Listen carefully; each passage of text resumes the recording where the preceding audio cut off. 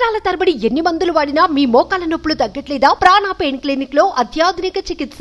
BRS MLC కవిత bail petition పై తెలంగాణ రాష్ట్రంతో పాటు దేశవ్యాప్తంగా ఉత్కంఠ నెలకొంది. కవితకు బెయిల్ వస్తుందా రాదా అనే అంశంపై సర్వత్రా ఉత్కంఠ నెలకొంది. ఈ నేపథ్యంలో కవిత బెయిల్ పిటిషన్ పై నేడు సుప్రీంకోర్టు విచారణ జరపనున్నారు.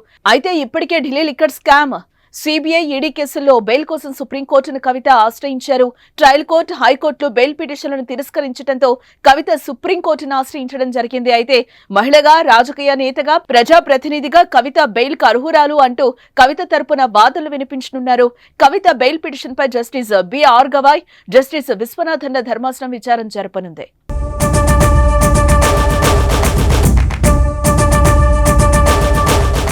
కాగా మరోవైపు BRS working president KTR, MLC Harish Rao ఢిల్లీలోనే ఉన్నారు. వీరితో పాటు 20 మంది బీఆర్ఎస్ ఎమ్మెల్యేలు, పార్టీకి చెందిన కీలక నేతలను ఢిల్లీకి తీసుకెళ్లారు. అయితే ఢిల్లీ లిక్కర్ పాలసీ కేసులో కేటీఆర్ సోదరి ఎమ్మెల్సీ కవిత బెయిల్ పిటిషన్ పై సుప్రీంకోర్టు ఇవాళ తుది తీర్పు వెలువరించనుంది. ఈ క్రమంలో వారంతా హస్తినకు వెళ్లారు. ఈ క్రమంలోనే ఇవాళ సుప్రీంకోర్టు వెలువరించే తీర్పుపై ఉత్కంఠ అయితే నెలకొంది.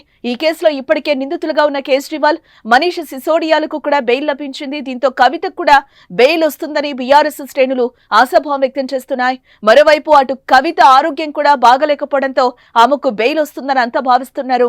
అయితే బెయిల్ రాకపోతే సిబిఐ, ఈడీ తీరుకు నిరసనగా బీఆర్ఎస్ ఆధ్వర్యంలో ఢిల్లీలో ధర్నా చేసే అవకాశం ఉన్నట్లుగా కూడా తెలుస్తోంది. ఇక కవిత ప్రస్తుతం ఢిల్లీలోని తిహార్ జైల్లోనే ఉన్నారు.